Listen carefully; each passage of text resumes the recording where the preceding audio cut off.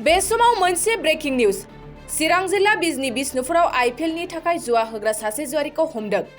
बिजनी फानबारि पुलिसा संदाननायनि गेजेरजों 2 नं बिष्णुपुर बाजारनिफ्राय जुवारिखौ पुलिसा हमनाय जायो। जुवा होग्रा जुवारिनि मुंखौ बिबेक भट्टाचार्य होननानै मिथिनाय जादों। फानबारि पुलिसा जुवारिखौ हमनानै बेनिफ्राय नोगोद 19,500 रांखौ बोखांनो हादों। लोगोसेनो पुलिसा जुवारिनिफ्राय मबाइल फनखौबो मोननो हादों होननानै फोरमायबावदों। मख'नो गोनांदि दासान्दि हादरनि गेजेराव सोलिबाय थानाय आइपिएलनि गेलेनाय मेचखौ बिथा खालामनानै जायगा जायगा जुवा होनायनि सायाव पुलिस बिफाना गोख्रों नोजोर लाखिदों।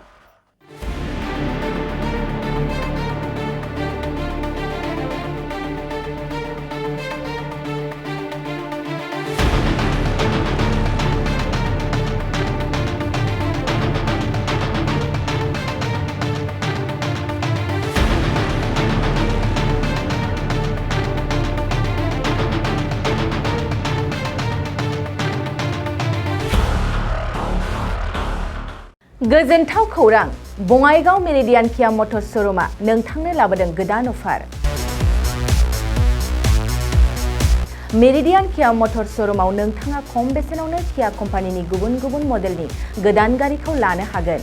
बेनि अनगायैबो मिथिनो गोनां बाथ्राया बेनोदि किया कम्पानिनि 2022 मडेलनि गारिखौ गासै 40,000 रां रेहायाव मोननो हागोन।